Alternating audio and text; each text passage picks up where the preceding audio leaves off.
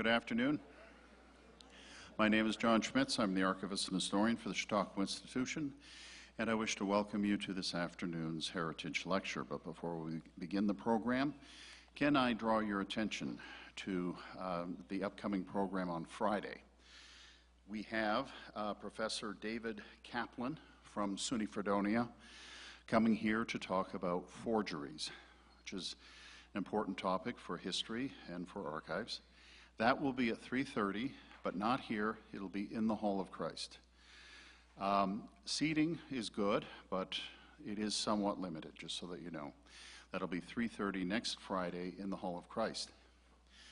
I'd also like to welcome you to come visit us at the Oliver Archives Center, which is just down here at the end of South Avenue, at South and Massey Avenues at the South Gate. We're open 10 to 3 Monday through Friday. And if you can't come in person, then please visit us online at archives.chq.org, where you can also look at some of our digitized collections, see what other things we have, etc. We are also on social media now, so you can visit us at Facebook or Twitter. If you wish to have a recording of this or any of the Heritage Lectures, please see this man, Dennis Galucki, at the end, and he will hook you up, or go to his website at imaginelifelonglearning.com. We also have a class that is open to the public. It's really almost more of a discussion group on archival practice. In particular, we are looking at the influence of various historical interpretations on how we collect and preserve and access archives. That's on Wednesday, so that would be tomorrow at 3 o'clock at the Oliver Archives Center. Everyone is welcome. If you are off the grounds or you know someone who wants to attend who's off the grounds, have them call me and I will arrange for a gate pass so that they can come. I also want to tell you that we will be selling Judge Sutton's book at the end of the lecture. I think the table will be set up just over here.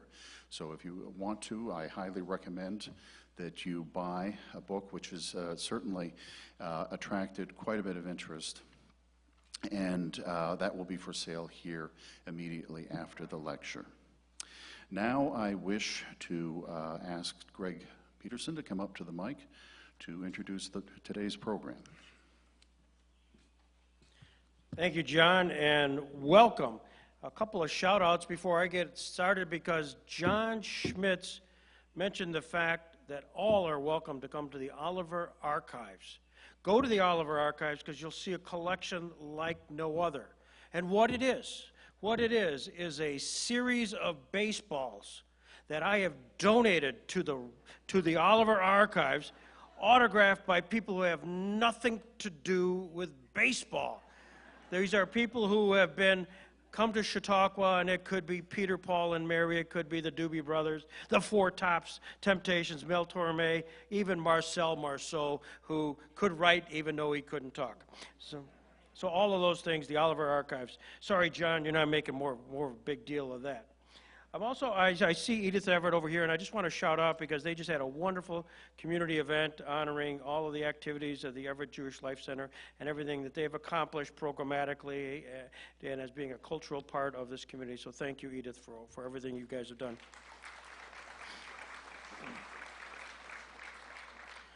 Also, as was mentioned, there will be a book signing over there, and the signing aspect is what's important because you'll get an opportunity for an autograph of the person who is the second most important judge who has roots in nearby Warren, Pennsylvania in its history. Second only to Justice Robert H. Jackson. And I don't have time to talk about Justice Jackson because I'm going to leave it to him, but I probably could. Jeffrey Sutton is a hotshot. He is a member of the United States Court of Appeals for the Sixth Circuit, and he's been there since 2003. So think United States Supreme Court, think then right below it, Circuit Courts of Appeal, and he is on the Sixth Circuit, which serves located in Columbus, Ohio. He's argued 12 cases in the United States Supreme Court, and numerous cases in the state Supreme Court and Federal Court of Appeals. He's also was a law clerk for Justices Lewis F. Powell and Antonin Scalia. So maybe during the Q&A you might want to ask a question. Judge Sutton got his BA at Williams College and his JD from the Ohio State University College of Law. Since 1993, he has been an adjunct professor at the Ohio State University College of Law, and where he teaches seminars on state constitutional law, the United States Supreme Court, and appellate advocacy. He also teaches a class on state constitutional law at Harvard Law School. He's an author of numerous articles and a case book. And most importantly, for our purposes, he's a sixth-generation Chautauquan. He's been here since age 4. Was that 10 years ago, something like that? And also, what's really kind of interesting to a fellow lawyer like me is he is not only a well-respected, hugely respected jurist, but he's also a mentor, as his law clerks seemingly find a direct stream to being law clerks to the United States Supreme Court justices, and that's a tremendous compliment to Judge Sutton. So without any further ado, I'm thrilled to introduce His Honor Judge Jeffrey Sutton.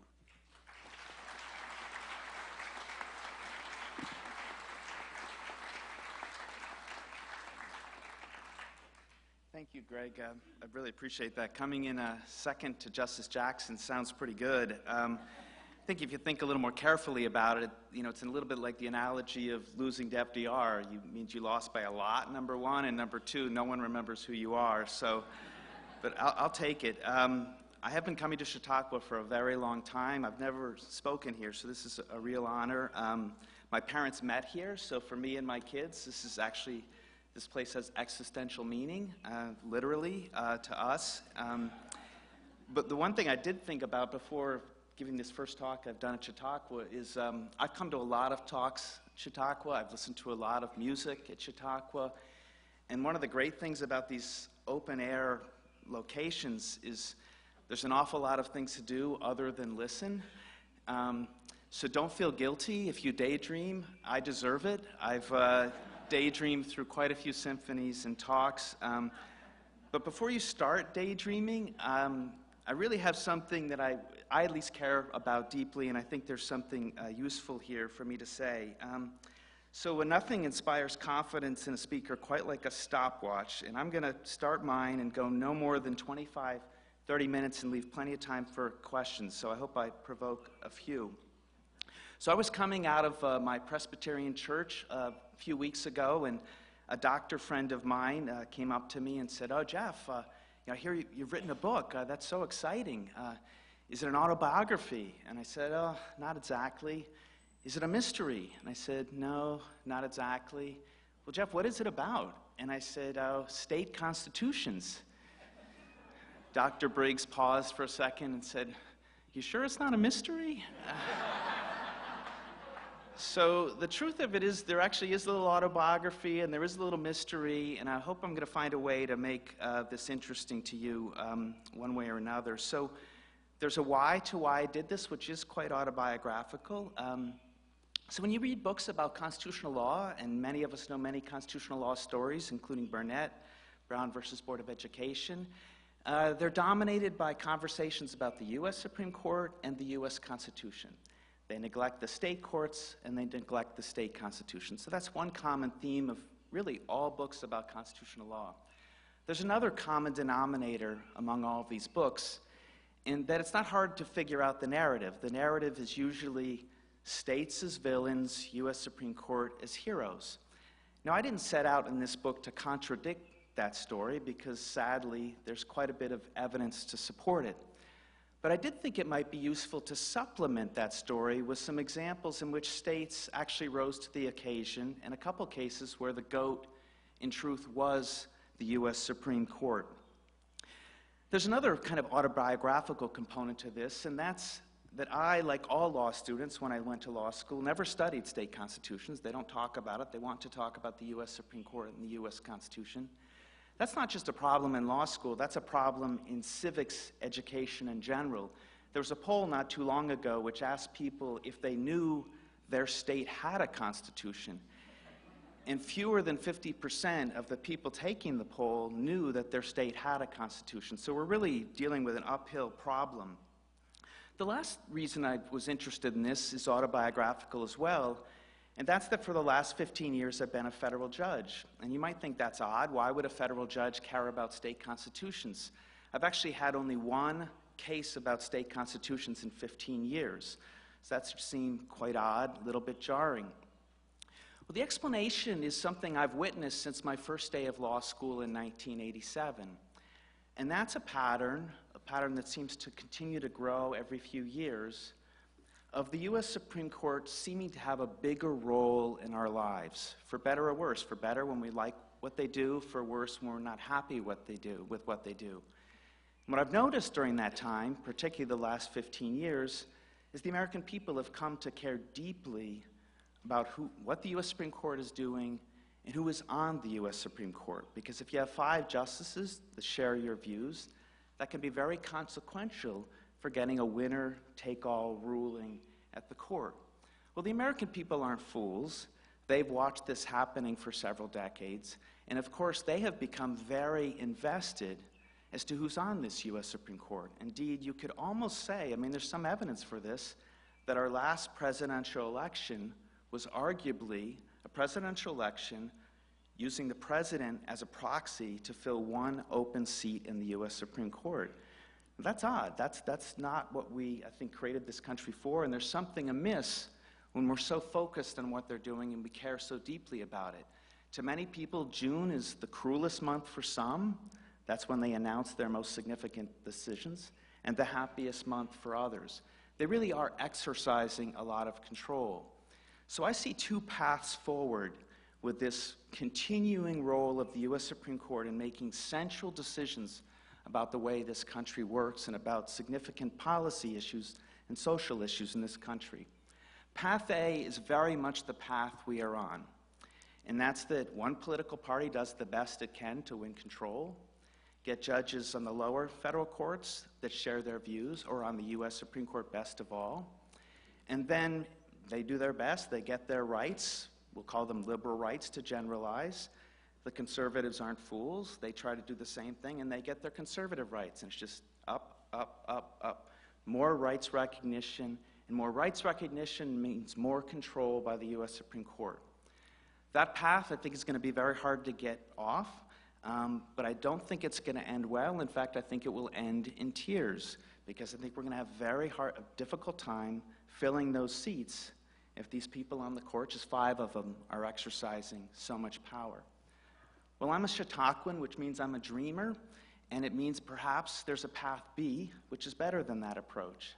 And the path B for me is a détente, where the U.S. Supreme Court is a little more hesitant before it recognizes these new rights, is a little more patient. That's a very hard path to get on, because we Americans love our constitutional liberties.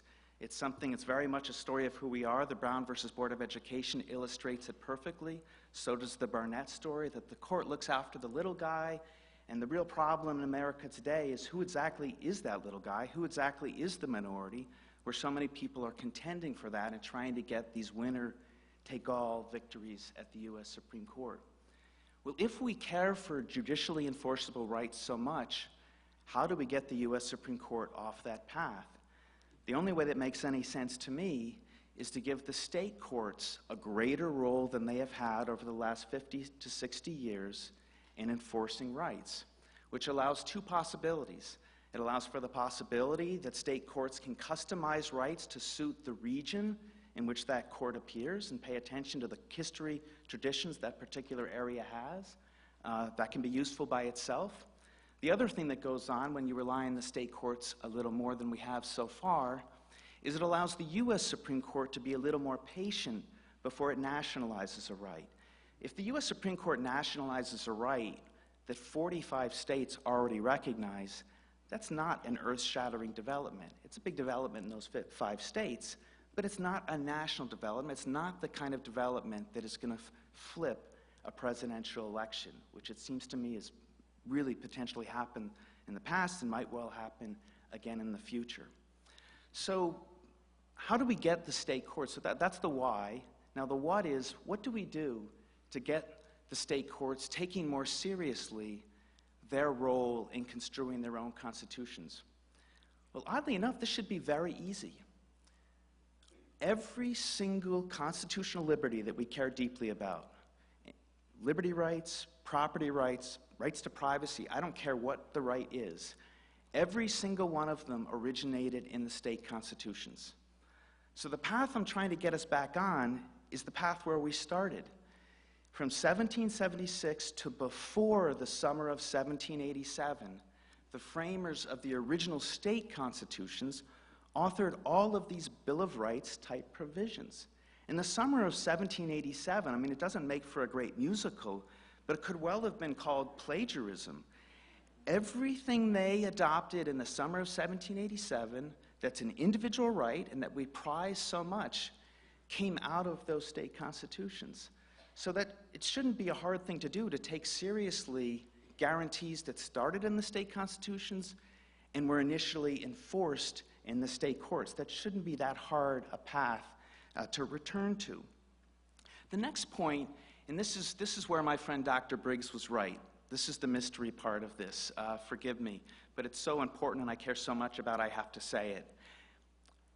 When the framers started this experiment with the U.S. Constitution, they thought that they would have exclusive, separate spheres of lawmaking authority.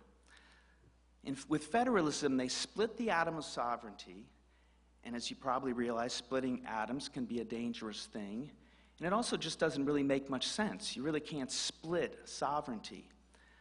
So the half-baked, practical political solution of the federal framers was to say the federal government could do some things, initially fairly limited things, and the states would do the rest. Now, I pointed out the state constitutions had these liberty guarantees, and the way it worked was we had separate spheres of power and separate spheres of limits on that power. The state courts and state constitutions would limit the lawmaking power of the states. The federal Constitution's Bill of Rights would limit the powers of the federal government. Well, that was 1789, and that is not the Constitution we have today. We have the 14th Amendment in 1868, and we have the U.S. Supreme Court decisions in the 1930s. The upshot is twofold. We now have two sets of governments with overlapping powers. We live in a world in which the federal government can regulate most everything, and the states can regulate most everything. What has come with that? A world in which the federal Constitution now applies to the states, and of course the state constitutions still apply to the states. So that mystery can be resolved by a very simple analogy to American basketball. If you don't like a state or local law anywhere in this country, you have two shots, not one, to invalidate that law. You can use the state constitution, because remember, every guarantee we care about came from the state constitutions. Free speech, free exercise, equal protection, due process. Just read the New York Constitution. It'll take a while, but just read it. They're there. And then, of course, we have the Bill of Rights and the 14th Amendment as well. So it's very strange that we Americans are not used to taking two shots when we have that opportunity. But we live in a world where we are so focused on the U.S. Supreme Court and the U.S. Constitution that for reasons of our own, we focus just on the U.S. Constitution when it comes to protecting our rights. Now, I get it. If I'm an interest group or I'm an individual, I would much prefer to see my right nationalized. I prefer to see everybody recognize it. I prefer uniform treatment. But the reality is you can't win them all, and sometimes it's appropriate to respect the regional differences we have, at a minimum to slow down the nationalization of the rights, and every now and then to leave these regional differences where they are. So why might a state court chart a different path, a more aggressive rights protective path than the U.S. Supreme Court in construing its state constitution? Well, sometimes it's just a function of the language of the state guarantee and the history of that state. It turns out that while all of our federal guarantees originated in state constitutions, the language of the state guarantees often differs. Differences in language lead to differences in meaning. Sometimes, however, the best explanation is an historical one, and I can illustrate it by just thinking of 3 states. Think of Maryland, Rhode Island, and Utah. Those are 3 states founded by religious dissenters. It should surprise no one that the state Supreme Courts in those states would more aggressively, more carefully, more muscularly construe the free exercise guarantees. They lived the problem of being a religious dissenter, and you'd think they'd be very respectful of that particular problem, even in America circa 2018. So differences in text and history can lead to a difference in meaning. So also can sheer disagreement. One illustration of the fact that we Americans are now obsessed with the U.S. Supreme Court is what I'm about to say. I can now speak to a general, albeit highly educated audience, and say there is a difference between originalists, living constitutionalists, and pragmatists at the courts, and you'll know what I'm talking about. Shame on you, that's embarrassing. You have better things to do with your time. But the reason you know the differences, and the reason you know they matter, is because you've been reading a lot of stories about who's the originalist justice, like Justice Scalia, who's the living constitutionalist justice, like Justice Brennan, who's the pragmatic justice, like Justice Breyer. We Americans now know these differences exist. Well, they do exist. Nothing prohibits a state court from saying, well, you know, we don't agree with that Justice Scalia opinion. It's an originalist opinion. We're living constitutionalists. We let the meaning of the words of these guarantees evolve over time. And vice versa. You could have a U.S. Supreme Court decision that evolves over time, the meaning evolves over time, and a state court that decide, no, we're a little more strict. We're going to be originalists. So you can have disagreement, and that disagreement is perfectly appropriate. We should respect it, and there's nothing wrong with a state court charting its own path solely because they disagree with the analysis of the U.S. Supreme Court. Federalism not only allows it, it embraces it. The third explanation is the best explanation. It turns out the liberties we care so much about are written in highly general terms. In Larry Tribe's words, majestic generalities.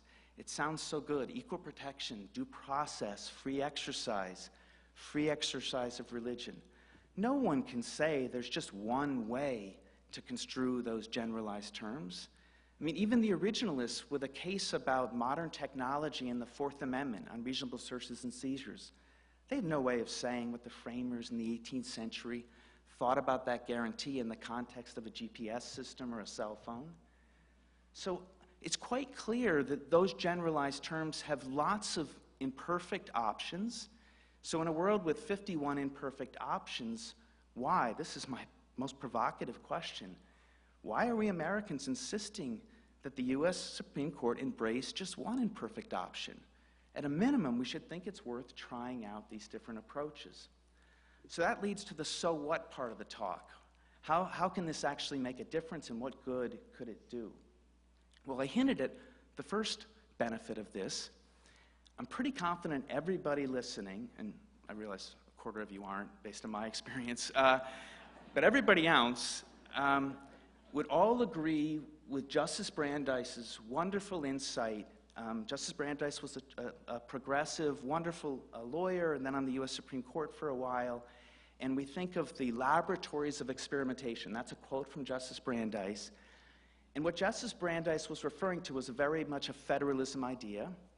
And the laboratories of experimentation is plural. It's the states. It's not the U.S. Congress. And the idea with these 50 laboratories was their legislatures would try out different approaches to solving different policy problems. And if one state had a good idea, other states could adopt it, or other states could try a variation on that idea and try something else. And over time, if an insight emerged that really made the most sense, Congress could nationalize it. So I think we all agree that Brandeis had a great insight, and that's a wonderful virtue of federalism. If I've got you in agreement on that point, why can't we all agree that the same should be true with laboratories of experimentation in construing the constitutions? They're highly generalized guarantees. They're dealing with new policy problems facing the country every year. Why are we insisting on one imperfect approach right off the bat adopted by the U.S. Supreme Court. I mean, I know why. We're Americans. We always think we'll win. But we don't always win, and you don't always get what you want. And it usually makes sense, as Brandeis pointed out, to try things out for a little while before you nationalize anything. And that insight applies to legislatures, and it applies to the courts, and it would be very healthy for the U.S. Supreme Court to have a world in which the 50 state courts were aggressively, independently interpreting and experimenting with their own highly generalized guarantees. There's something else that's good about this, although maybe this is the weakest part of my argument. It's completely neutral. I know no one's looking for anything neutral in this day and age. Everyone wants their own orthodoxy. But this is something that Justice Brennan embraced. I mean, in the last 60 years, I would say the two most significant justices in the U.S. Supreme Court are Justice Brennan, a liberal, and Justice Scalia, a conservative. Justice Brennan wrote an article in 1977 embracing everything I have said so far. Justice Scalia, in his last majority opinion for the court, a case called Kansas versus Carr, said the same thing.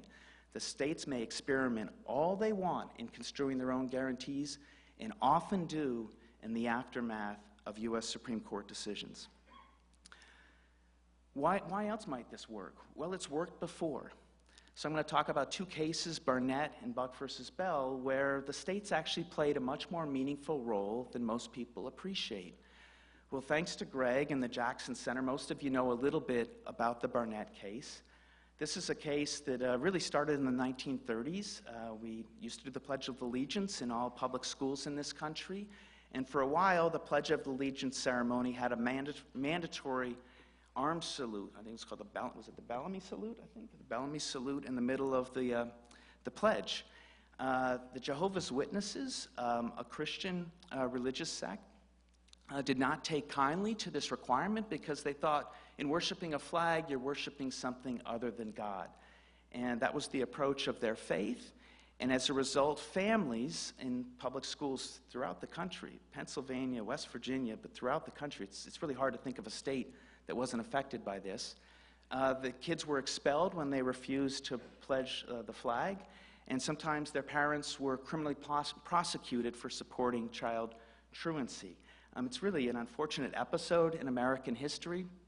And sadly, all of the courts, the federal courts and the state courts, failed when litigation arose trying to protect these individuals' right to speak freely, whether to say something or not, and whether to worship something they preferred not to worship. That leads to a U.S. Supreme Court decision in a case called Gabaitis. And as you probably know, that's an 8-1 decision where the U.S. Supreme Court rejects the claim quite categorically. The one dissenter barely writes a dissent. But within 3 years, so between 1940 and 1943, the U.S. Supreme Court flips on the issue, perhaps motivated by a couple things. One, watching this remarkable persecution of a religious minority in this country. Second, the Nazis didn't do much for the Gabaitis decision. As you may remember, the Nazis were into raised arm salutes. I think that started to embarrass people on the U.S. Supreme Court when they started to see that analogy. So on Flag Day, June 14th, 1943, the U.S. Supreme Court flips. It goes from an 8-1 decision rejecting the claim to a 6-3 decision supporting the claim. It's written, of course, by Justice Jackson. And it really, I mean, I think it's fair to say Brown versus Board of Education is the greatest civil liberties decision in this country's history. But in a lot of ways, Barnett sets the stage for it, because Barnett, the way it's written, the way Justice Jackson writes it, it's about the fact that the Bill of Rights and the 14th Amendment protect the rights of the minority, whether it's a right to speak, worship, whatever it might be, whether it's race discrimination, and Barnett really sets the stage for that. I'll just read one part of it because you can't read this too much. Justice Jackson's great line: "If there is any fixed star in our constitutional constellation, it is that no official, high or petty, can prescribe what shall be orthodox in politics, nationalism, religion, or other matters of opinion, or force citizens to confess by word or act their faith therein." And it's a great lesson. If we can't have orthodoxy when it comes to saluting the flag, Maybe we ought to step back with all the other orthodoxies we seem to have in this country right now. So it's a wonderful lesson. That's the part of the story you may know a little bit about or dimly remember. Here's the part of the story I'm pretty confident you don't know. It's that during this period of time, both before Gabaitis and then most importantly Barnett, the state courts were litigating these same issues. And the state courts, after Gabaitis, not before Gabaitis, but after Gabaitis, did a wonderful job appreciating the role of their state constitutions and the U.S. Constitution in looking after the rights of the dissenter. So to me, first lesson of Barnett is not what a great justice Justice Jackson is, although I get the idea. First lesson for me is the state courts did not do a worse job, and in fact, in some ways, had done a better job construing their own constitutions. That leads to the Buck versus Bell story, which again is a story you partly know and perhaps partly do not know. So the part you know can be set up by the eugenicists. It's just so stark, their beliefs. So eugenics was a movement that started in England in the late 1800s and really captured the establishment in the early 1900s. I'm now quoting a eugenicist, and certainly not me. Nearly all the happiness and nearly all the misery of the world are due not to environment, but to heredity. That the differences among men are in the main due to differences in the germ cells from which they are born. That social classes, therefore, which you seek to abolish by law, are ordained by nature. That it is, in the large statistical run of things, not the slums which make slum people, but slum people who make the slums. That if you want artists, poets, philosophers, skilled workmen, and great statesmen, you will have to give nature a chance to breed them. Now, that was not the mission statement of the Chautauqua movement.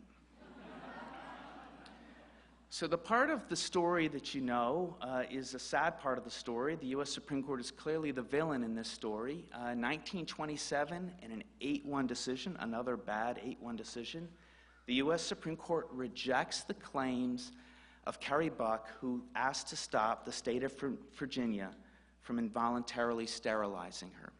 And that's the decision that has the infamous line, 3 generations of imbeciles are enough.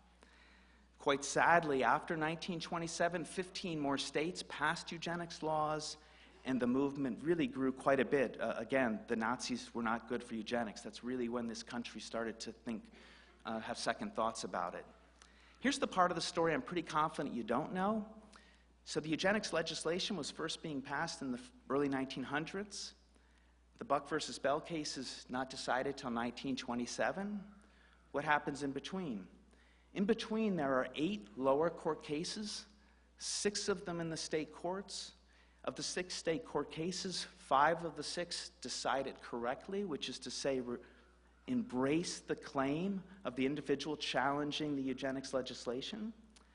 The one state that gets it wrong, the Washington Supreme Court, is reversed a year later by its legislature, which gets rid of the law. So here we have a story where, clearly by the verdict of history, the U.S. Supreme Court got this wrong. The state courts got it right. You should read the Smith decision from the New Jersey Supreme Court. It's a wonderful decision which really illustrates that the state courts can play a role in counter-majoritarian rights protection, and in fact have done so in history. One of the saddest parts of this story, and I think it's really shows it's embedded in our culture and in our legal norms, is that after 1927, suddenly the activity stopped in the state courts. So just think of how jarring that is. Before 1927, individuals who did not like the eugenics legislation won 7 out of 8 cases, stopped the involuntary sterilizations in their path. After 1927, when the U.S. Supreme Court speaks, 15 more states passed eugenics laws, and no one goes back to the state courts. No one believes a second shot is worth it. It's mystifying to me, right? They had just won 7 out of 8 cases.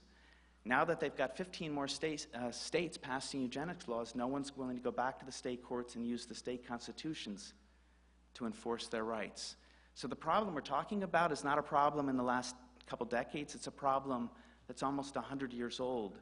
And I think it's just embedded in the norms that we thinks so highly of the U.S. Supreme Court usually deserves it. I'm a federal judge. I mean, I should like federal judges. I should respect federal judges.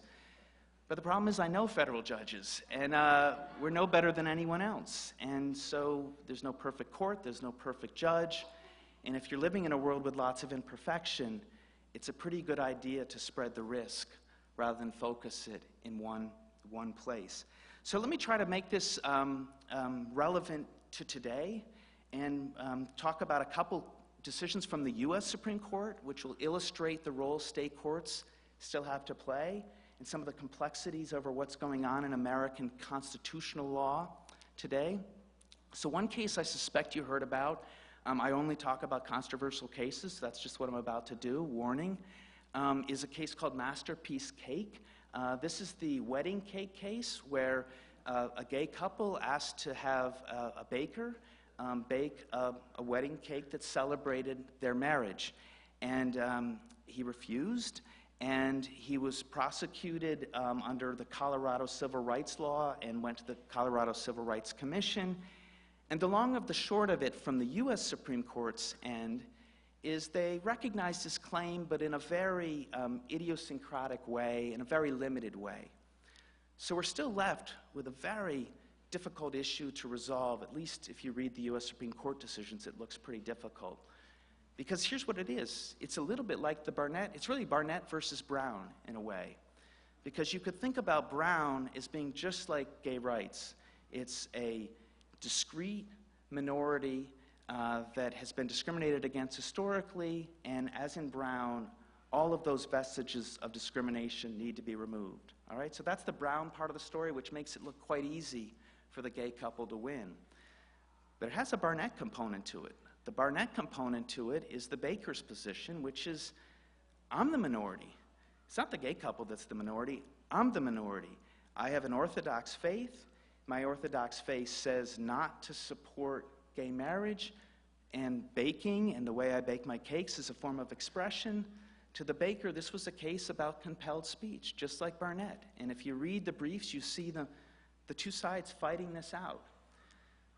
To me, the role state constitutions and state courts have to play right now is not that we're going to fix this problem or get Americans to all see just one side of it. It's too complicated for that. What does seem valuable to me, however, is to let the state courts dealing with these imperfect options in what is a hard case try to sort it out for a couple years, see if a winning insight emerges, or see if time helps us figure this out. A little more tolerance on both sides. I mean, one of my big objections to all of this is we spent 150 years trying to eliminate the concept of other, only to create new others. I mean, the goal is no others. That's the goal here. And maybe a little bit more time will help us there. But the state courts have a very valuable role to play in that. So that's one case. Another case you might have heard something about is the partisan political gerrymandering case, Gill versus Whitford. That case is a lot like Masterpiece Cake. The U.S. Supreme Court did not announce a winner-take-all ruling. It ducked the issue by saying they didn't have jurisdiction to review it. That leaves a gap for state courts to fill, and state legislatures and the people of the states to fill. And that's happened.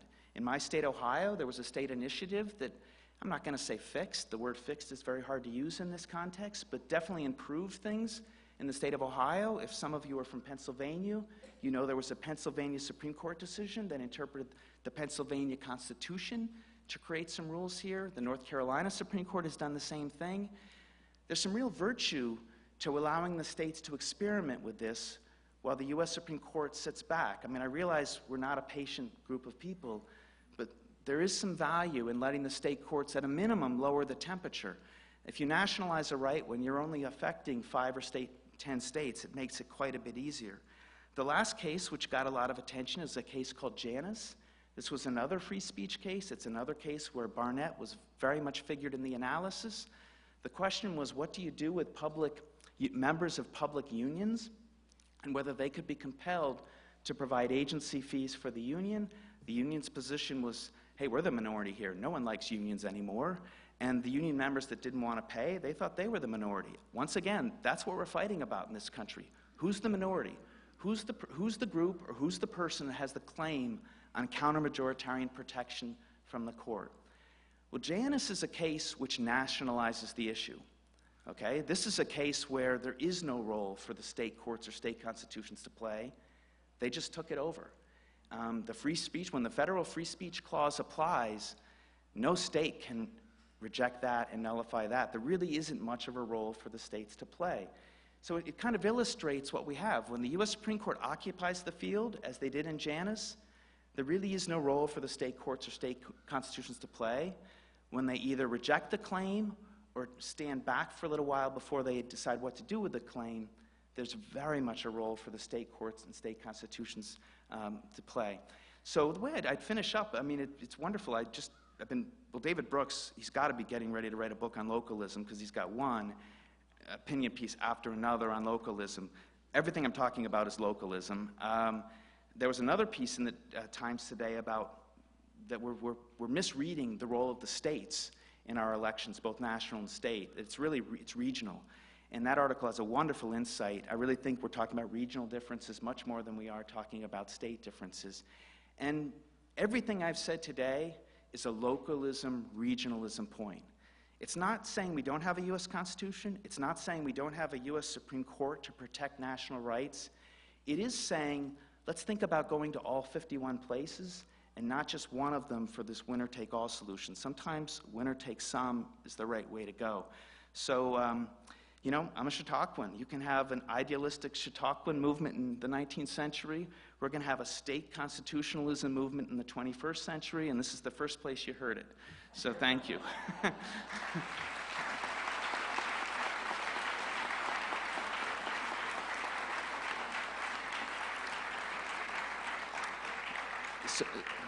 So I'd love to take questions. Okay? Thank you. So I have two questions, or it's basically one question with two different pieces to it.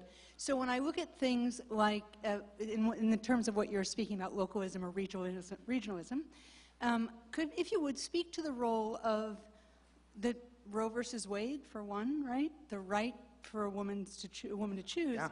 and the burden that places on the woman in one state where it becomes illegal, you know, getting to the next state where it's legal, right? So that's one is the right of choice, and the other is around compassion and choices and end of life, right? These are the two places where state by state is so profoundly different and places an extraordinary burden on the person trying to either die with dignity or whichever way you want to look at those two issues.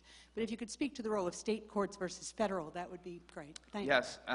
Well, I knew we'd start out with controversial, and you would love my class at Ohio State and Harvard.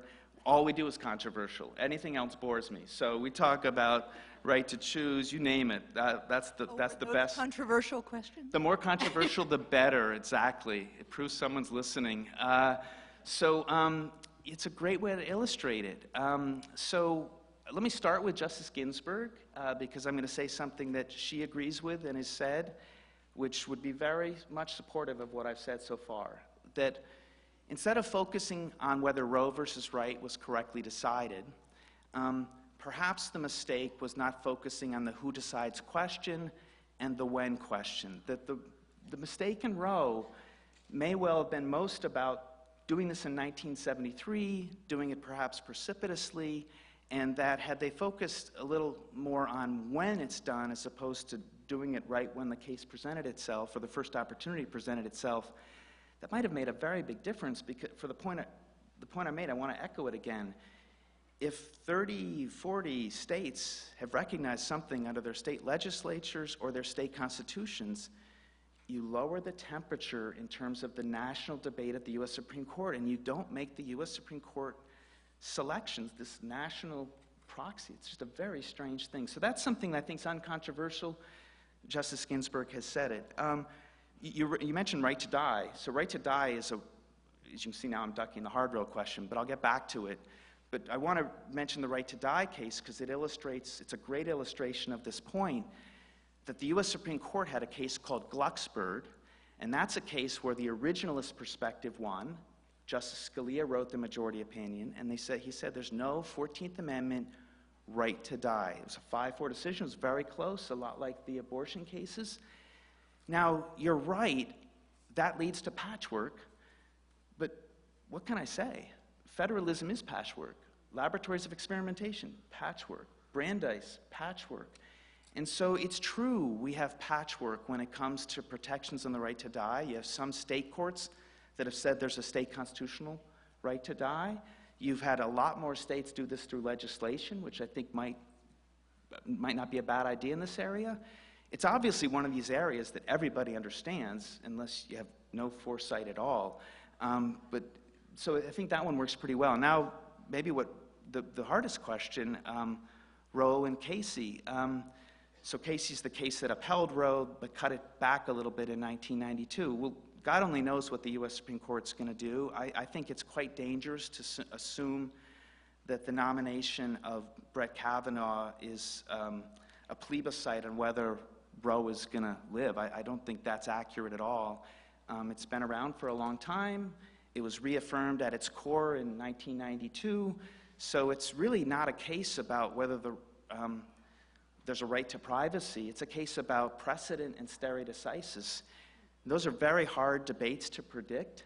You know, you may have seen the Iowa Supreme Court had a decision recently under its own constitution, which took the view that they were going to be more protective of the right to privacy in the abortion context than the federal courts have been under the U.S. Constitution. So that debate's going to go on no matter what happens to Roe, because you're right to say it's been cut back some, although, I mean, there was a decision just a year ago by Justice Kennedy, which I would say was very sensitive to your point about travel. That was the case where quite a few clinics were going to be shut down, and in a 5-4 decision, the court recognized the claims. So, you know, what the court's going to do, no one knows. But it's really a fight about precedent, and I wouldn't be so sure in either direction what they're going to do. Thank you. Well, I guess I go this way now. My assessment of Supreme Court cases dealing with religious liberty, religious freedoms, seems to be the freedom of religion, whereas the freedom from religion has had very little assessment, very little focus.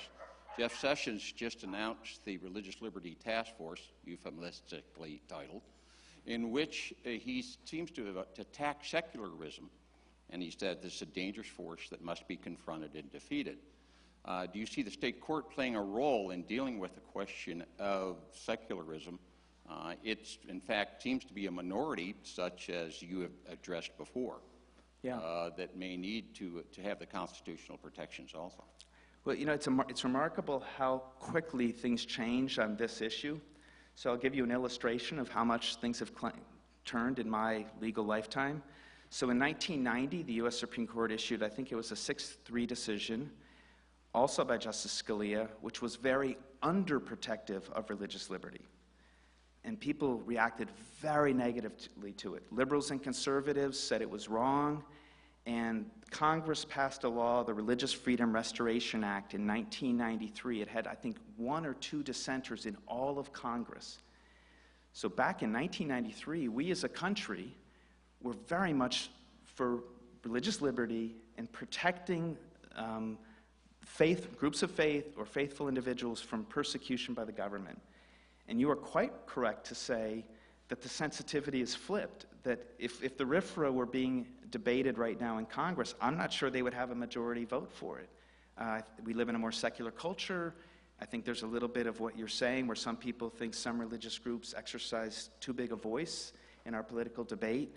And so when you have that kind of a shift in, what are we talking, 28 years, that's a very fertile area for the state courts to be playing a role, and to me, quite healthy. This goes back to my example of Rhode Island, Maryland, and Utah. If people in Utah want to be very protective of religious liberty, I quite understand that. And I don't want to be insensitive to those people that don't care for those protections, but it sure makes sense given their history.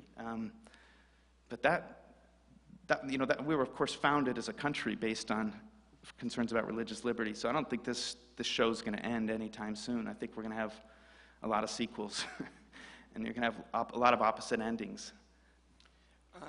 Question. We often resolve things of majority versus minority, and those were some of the examples you gave, or local versus national. Does our adversarial system of justice feed into that binary decision? Maybe there would be something that an issue that's overlooked in the majority minority analysis. It's a good point. I've never thought